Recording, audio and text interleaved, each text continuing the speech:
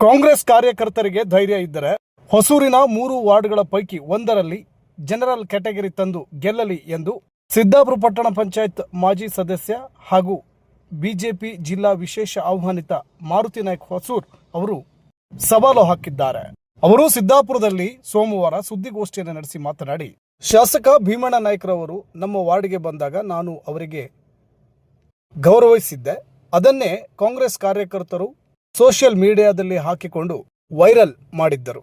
ಇವತ್ತು ನಾನು ಅವರಿಗೆ ಈ ಮೂಲಕ ಉತ್ತರವನ್ನ ಕೊಡುತ್ತಿದ್ದೇನೆ. ತಾಕತ್ತಿದ್ದರೆ ಅವರು ಗೆದ್ದು ನೋಡಲಿ ಎಂದು ಸವಾಲು ಹಾಕಿದರು.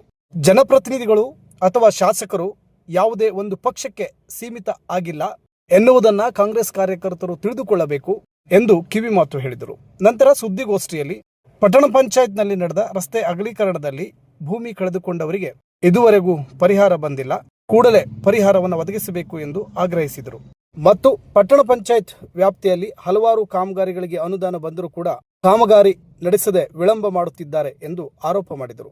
ಅವರು ಇನ್ನೇನು ಮಾತನಾಡಿದರು ಎನ್ನುವುದನ್ನು ಈ ವಿಡಿಯೋದಲ್ಲಿ ನೋಡೋಣ. ಇದು ಸುದ್ದಿ ಪ್ರತಿನಿಧಿ, ನಾನು ದಿವಾಕರ್ ನಾಯ್ಕ ಸಂಕಂಡ. ಸ್ಥಳೀಯ ನಿರಂತರ ಸುದ್ದಿಗಾಗಿ ನಮ್ಮ ಚಾನೆಲ್ ವೀಕ್ಷಿಸಿ. ಧನ್ಯವಾದ. ಎಲ್ ಬಿ ನಗರ ವಾರ್ಡ್ ನಂಬರ್ 13ಕ್ಕೆ ಬಂದಾಗ ಅದು ನಾನು ಪ್ರತಿನಿಧಿಸಿದಂಥ ವಾರ್ಡು. ಅಲ್ಲಿ ಸಾಕಷ್ಟು ಅಭಿವೃದ್ಧಿ ಕೆಲಸಗಳನ್ನು ಮಾಡಿದ್ದೇನೆ. ಅದು ಇಡೀ ಸಿದ್ದಾಪುರ ಜನತೆಗೂ ಗೊತ್ತು, ಆ ಭಾಗದ ಮತದಾರರಿಗೂ ಗೊತ್ತು. ಅಲ್ಲಿ ಒಬ್ಬ MLA ಅವರು ಅಲ್ಲಿ ಬಂದಾಗ, ನಮ್ಮ ವಾರ್ಡಿಗೆ ಬಂದಾಗ ನಾವು ಅವರಿಗೆ ಒಂದು ಹಾರ ಹಾಕೋದು, ಒಂದು ಸಾಲು ಹೊರಿಸಿ ಸನ್ಮಾನ ಮಾಡೋದು ಅದು ನಮ್ಮ ಕರ್ತವ್ಯ. MLA ಆದಂಥವರು ಇಡೀ ನಮ್ಮ ಕ್ಷೇತ್ರಕ್ಕೆ ಅವರು MLA, ಕಾಂಗ್ರೆಸ್ ಪಕ್ಷಕ್ಕೆ ಮಾತ್ರ ಸೀಮಿತ ಅಲ್ಲ. ಅದನ್ನು ಆ ಕಾರ್ಯಕರ್ತರು ಕೆಲವರಿಗೆ ಆ ಬುದ್ಧಿನೂ ಇಲ್ಲ ಅಂತೇಳಿ ನಾವು ತಿಳ್ಕೋಬೇಕಾಗ್ತದೆ. ಮುಖ್ಯಮಂತ್ರಿ ಆದಂಥವರು ಇಡೀ ರಾಜ್ಯಕ್ಕೆ ಮುಖ್ಯಮಂತ್ರಿ ಆಗಿರ್ತಾರೆ, ಕಾಂಗ್ರೆಸ್ ಪಕ್ಷಕ್ಕೆ ಸೀಮಿತ ಅಲ್ಲ. ಹಾಗೆ MLA ಕೂಡ ಆ MLA ಅವರೇ ಇಲ್ಲ, ನಮ್ಮ ಕಾರ್ಯಕರ್ತರು ಮಾತ್ರ ನಮಗೆ ಸನ್ಮಾನ ಮಾಡಬೇಕು, ನನ್ನ ಕಾರ್ಯಕ್ರಮಕ್ಕೆ ನಮ್ಮ ಕಾರ್ಯಕರ್ತರು ಮಾತ್ರ, ಕಾಂಗ್ರೆಸ್ ಕಾರ್ಯಕರ್ತರು ಮಾತ್ರ ಬರಬೇಕು ಅಂತ ಅವ್ರು ಬೇಕಾದ್ರೆ ಹೇಳಿ, ಆ ನಂತರ ದಿನದಲ್ಲಿ ಬೇಕಾದ್ರೆ ನೋಡೋಣ.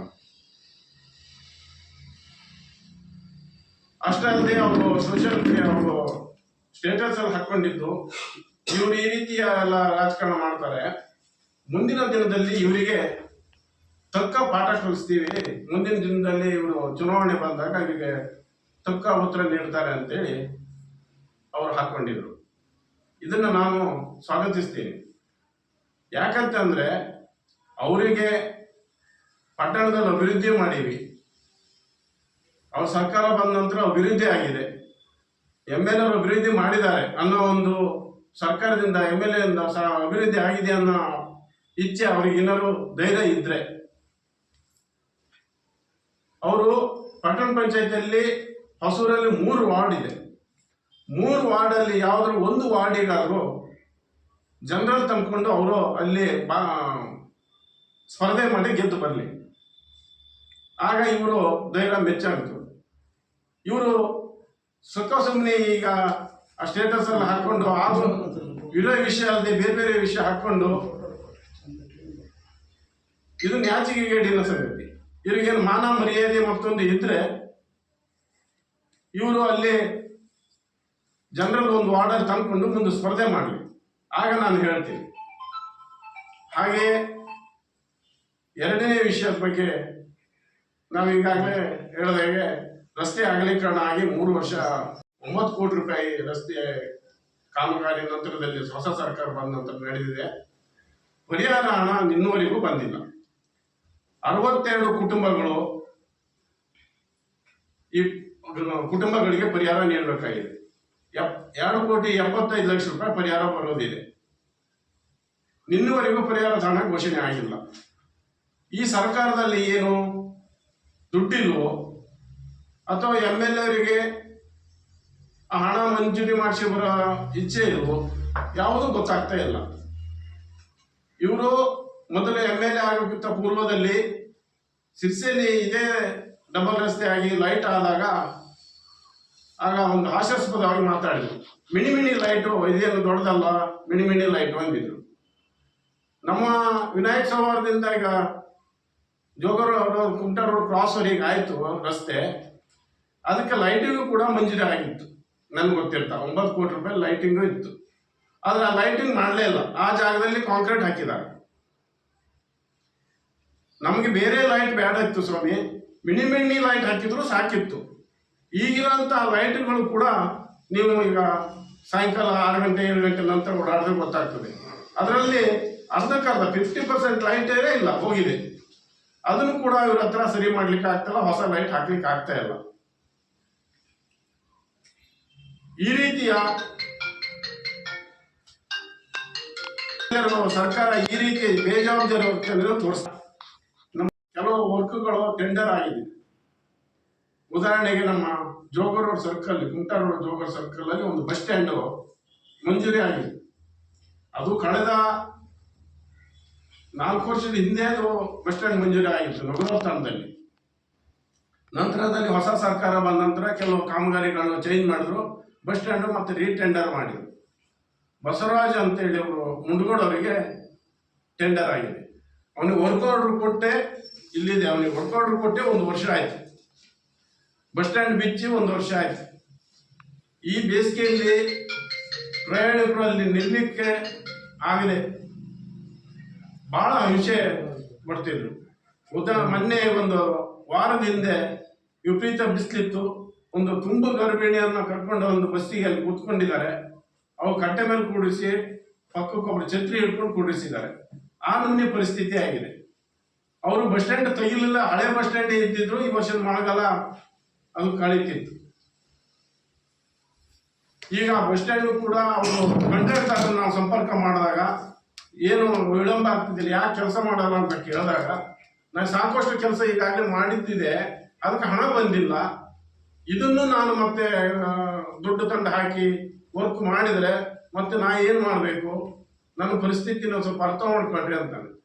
ಈಗಾಗಲೇ ಅವನಿಗೆ ಪಟ್ಟಣ ಪಂಚಾಯತಿಂದ ಹಾಗೂ ಡಿ ಸಿ ಅವರು ಕೂಡ ಅವನಿಗೆ ನೋಟಿಸ್ ನೀಡಿದ್ದಾರೆ.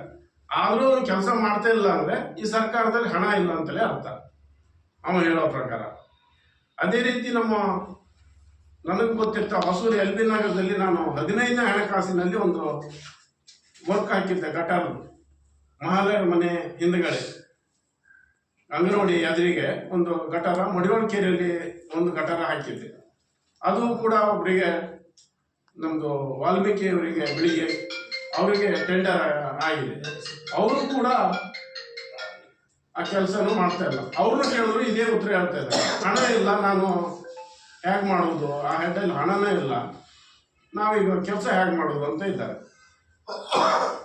ಹಾಗಾಗಿ ಈ ಸರ್ಕಾರ ಬಂದ ನಂತರದಲ್ಲಿ ಈ ರೀತಿ ಗುತ್ತಿಗೆದಾರರಿಗೆ ಸರಿಯಾದ ಟೈಮಿಗೆ ಹಣ ರಿಲೀಸ್ ಮಾಡಲಿಲ್ಲ ಅಂದರೆ ಅವ್ರು ಹೇಗೆ ವರ್ಕ್ ಮಾಡ್ತಾರೆ?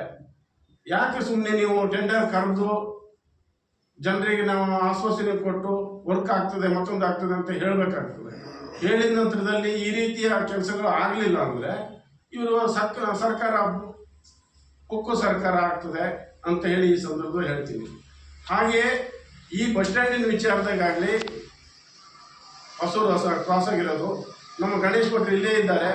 ಅವರು ಒಂದು 2-3 ತಿಂಗಳ ಹಿಂದೆ ಒಂದು ಸುದ್ದಿ ಮಾಡಿದರು. ಅವ್ರು ಸುದ್ದಿ ಮಾಡಿದ ನಂತರದಲ್ಲೂ ಕೂಡ ಅವರು ಬಂದು ಇನ್ನು ಅದೊಂದು ಪಿಲ್ಲರ್ ಹಾಕಿ ಹೋಗಿದ್ದಾರೆ, ಬಿಟ್ಟರೆ ಫೌಂಡೇಶನ್ ಮಾಡಿ ನಂತರದಲ್ಲಿ ಮತ್ತೆ ಕೆಲಸಕ್ಕೆ ಬಂದಿಲ್ಲ. ಅವರು ಸುದ್ದಿ ಮಾಡಿದರು, ನೋಡಿದ್ದೀನಿ, ನನಗೆ ಗೊತ್ತಿದೆ. ಅದೇ ರೀತಿಯ ಕಾಮಗಾರಿಗಳು ಎಷ್ಟೋ ಕುಂಠಿತ ಬಿದ್ದಿದೆ. ಈ 63 ಕೋಟಿಯಿಂದ ನಮ್ಮದು ಏನು ಶರಾವತಿಯಿಂದ ನೀರು ಸಿದ್ದಾಪುರಕ್ಕೆ ಕುಡಿಯೋ ನೀರಿನ ಯೋಜನೆ ಇದೆ, ಎಷ್ಟು 63 ಕೋಟಿ ಮಂಜೂರಿ ಮಾಡಿಸಿದ್ದಾರೆ. ಇದು ಒಂದು ಒಳ್ಳೆಯ ಯೋಜನೆ, ಅದನ್ನು ನಾವು ಸ್ವಾಗತಿಸಲೇಬೇಕು. ಆದರೆ ಆ ಕಾಮಗಾರಿ ಈಗ ಪ್ರಾರಂಭ ಆದ ನಂತರ ಜನರಿಗೆ ಇದೇನಪ್ಪ, ಜನರ ದುಡ್ಡು ಹಾಳು ಮಾಡಲಿಕ್ಕಾಗಿ ಇದು ಮಾಡ್ತಾ ಇದ್ದಾರೋ ಅನ್ನೋ ವಾತಾವರಣ ಮೂಡಿದೆ. ಯಾಕಂತಂದ್ರೆ ಒಳ್ಳೆ ಕಾಂಕ್ರೀಟ್ ರಸ್ತೆ, ಲಕ್ಷಗಟ್ಟಲೆ ಕೋಟಿಗಟ್ಟಲೆ ದುಡ್ಡು ಹಾಕಿ ಕಾಂಕ್ರೀಟ್ ರಸ್ತೆ ಡಾಂಬರೀಕರಣ ಮಾಡಿ 1 ವರ್ಷನೂ ಆಗಿಲ್ಲ, ಅದನ್ನು ಒಡೆದು ಈ ಪೈಪ್ಲೈನ್ ಹಾಕ್ತಾ ಇದ್ದಾರೆ. ಪೈಪ್ಲೈನು ಎಲ್ಲಿ ರಸ್ತೆ ಇಲ್ಲ, ಮಣ್ಣಿನ ರಸ್ತೆ ಇದೆ, ಕಡೀಕರಣ ಇದೆ, ಅಲ್ಲಿ ಇವರು ಪೈಪ್ಲೈನ್ ಹಾಕ್ತಾ ಇಲ್ಲ, ಹಳೆ ಪೈಪ್ಲೈನಿಗೆ ಮೀಟರ್ ಕೂಡಿಸ್ತಾ ಇದ್ದಾರೆ. ಅಂದ್ರೆ ಇದು ಯಾವ ರೀತಿ ಪ್ಲಾನಿಂಗು, ಇದು ಯಾವ ರೀತಿ ಎಸ್ಟಿಮೇಷನ್ನು? ಇದನ್ನ ಯಾರು ಕೇಳೋರಿಲ್ಲ ಹೇಳೋರಿಲ್ಲ ಅನ್ನೋ ಪರಿಸ್ಥಿತಿ ಆಗಿದೆ. ಸಾಕಷ್ಟು ಕಡೆಗೆ ಹಳೆ ಪೈಪ್ಲೈನ್ಗೆ ಕಲೆಕ್ಷನ್ ಮಾಡ್ತಾ ಇದ್ದಾರೆ. ಹೊಸ ಪೈಪ್ಲೈನ್ ಹಾಕಿರೋದು ಈ ಕಾಂಕ್ರೀಟ್ ರಸ್ತೆ ಏನೋ ಇದೆ ಅಂತಂದು ಹೊಡೆದು ಹಾಕ್ತಾ ಇದ್ದಾರೆ. ನಾ ಹೇಳೋದು, ಈಗ ಪೈಪ್ಲೈನ್ ಹೊಸದು ಹಾಕ್ಲಿಕ್ಕೆ ಅವಕಾಶ ಇದೆಯಲ್ಲ, ಜಾಗ ಬಿಟ್ಟಿದ್ದಾರೆ ಅಥವಾ ಖಾಲಿ ರಸ್ತೆಯನ್ನೇ ಮಾಡಿಲ್ಲ ಅಂತ ಜಾಗದಲ್ಲಿ ಹಾಕ್ಲಿಕ್ಕೆ ಅವಕಾಶ ಇದೆ. ಅಲ್ಲಿ ಬಹಳಷ್ಟು ಕಡೆಗೆ ಮೀಟರ್ ಕೊಡಿಸಿದ್ದಾರೆ. ಇಲ್ಲ ನಿಮ್ಗೆ ಹಳೆ ಪೈಪ್ ಲೈನ್ಗೆ ನೀವು ಕೊಡ್ತಾ ಇದೀವಿ ಅಂತ. ಇದು ಯಾವ ತರ ಅಂತಾನೆ ಗೊತ್ತಾಗ್ತಾ ಇಲ್ಲ. ಅದೇ ರೀತಿ ಈಗ ಸ್ವಚ್ಛತೆ ವಿಚಾರದಲ್ಲೂ ಪಟ್ಟಣ ಪಂಚಾಯತಿ ಅವಧಿ ಮಳೆಗಾಲ ಪ್ರಾರಂಭ ಇಲ್ಲಿವರೆಗೆ ಆಗ್ಬೇಕಿತ್ತು. ಆದ್ರೆ ಯಾವ ಗಟಾರದಲ್ಲೂ ನನಗೆ ಗೊತ್ತಿರ್ತಾ ಧೂಳು ಎತ್ತಿಲ್ಲ. ಕೆಲವು ಕಾಂಕ್ರೀಟ್ ಗಟಾರಗಳು ಮಣ್ಣು ತುಂಬಿ ಅಂದ್ರೆ ಮಣ್ಣಿನ ಗಟಾರನು ಮತ್ತೆ ಏನು ಅಂತ ಗೊತ್ತಾಗ್ತಾ ಇಲ್ಲ. ಕಾಂಕ್ರೀಟ್ ಗಟಾರ ಅನ್ನೋದೇ ಮುಚ್ಚೋಗಿದೆ. ಯಾವ ಗಟಾರನು ಹೂಳೆತ್ತಿಲ್ಲ. ಯಾವ ಬಾವಿಗಳನ್ನು ಪಟ್ಟಣ ಪಂಚಾಯತ್ ಸಾರ್ವಜನಿಕ ಬಾವಿ ಯಾವ ಬಾವಿನೂ ಸ್ವಚ್ಛಗೊಳಿಸಲಿಲ್ಲ. ಈ ರೀತಿ ಬೇಜವಾಬ್ದಾರಿತನನ್ನ ಪಟ್ಟಣ ಪಂಚಾಯತಿ ಇಲಾಖೆ, PWD ಇಲಾಖೆ ಎಲ್ಲ ಮಾಡ್ತಾ ಇದೆ. ಇವರಿಗೆ ಯಾವುದಕ್ಕೂ ಇವರು ಮನಸ ಇಚ್ಛೆಯಿಂದ ಕೆಲಸ ಮಾಡ್ತಾ ಇಲ್ಲ. ನಾಯಿಗಳ ಹಾವಳಿ ಇಡೀ ಸಿದ್ದಾಪುರ ತುಂಬಾ ಯಾವ ರೀತಿ ಆಗಿದೆ ಅಂದ್ರೆ, ನಾವು ಪ್ರತಿಯೊಂದು ಮೀಟಿಂಗಲ್ಲೂ ಪಟ್ಟಣ ಪಂಚಾಯತ್ ನಾವು ಹೇಳ್ತಾ ಬಂದಿದ್ವಿ. ಈಗಲೂ ಕೂಡ ಹೇಳ್ತಿದ್ದೀನಿ, ನಾಯಿಗಳನ್ನು ಇವ್ರ ಹತ್ರ ನಿಯಂತ್ರಣ ಮಾಡ್ಲಿಕ್ಕೆ ಆಗ್ತಲೇ ಇಲ್ಲ. ಮಾಡ್ತೀವಿ, ಟೆಂಡರ್ ಕರೆದ್ವಿ, ಅದ್ರ ಚಿಕಿತ್ಸೆ ಮಾಡ್ತೀವಿ ಅಂತಾರೆ. ಆದ್ರೆ ಇನ್ನುವರೆಗೂ ಯಾವುದು ಕೆಲಸ ಆಗಿಲ್ಲ. ಶಾಲೆ ಮಕ್ಕಳಿಗೆ ಹೋಗೋಂಥ ವಿದ್ಯಾರ್ಥಿಗಳನ್ನ ಕಳಿಸೋದೇ ಕಷ್ಟ ಆಗಿದೆ. ಅವ್ರ ಪಾಲಕರು ಮಕ್ಕಳು ಕಳಿಸೋದು ಕರ್ಕೊಂಡು ಬರೋದೇ ದೊಡ್ಡ ಕೆಲಸ ಆಗಿದೆ. ಈ ರೀತಿ ಎಲ್ಲ ಸಾಕಷ್ಟು ಕೆಲಸಗಳು ಪೆಂಡಿಂಗ್ ಇದೆ. ಪಟ್ಟಣ ಪಂಚಾಯತ್ ಆದಷ್ಟು ಬೇಗ ಅಧಿಕಾರಿಗಳು ಹಾಗೂ ತಹಸೀಲ್ದಾರ್, ಆಡಳಿತಾಧಿಕಾರಿ ತಹಸೀಲ್ದಾರ್ ಬರ್ತಾರೆ. ಇದ್ರ ಬೇಗ ಗಮನ ಹರಿಸಿ ಇದನ್ನೆಲ್ಲ ನೆರವೇರಿಸಿ ಸಾರ್ವಜನಿಕರಿಗೆ ಅನುಕೂಲ ಮಾಡಿಕೊಡ್ಬೇಕಂತೇಳಿ ಈ ಪತ್ರಿಕಾ ಮುಖಾಂತರ ನಾನು ಕೇಳ್ಕೊಳ್ತಾ ಇದ್ದೀನಿ.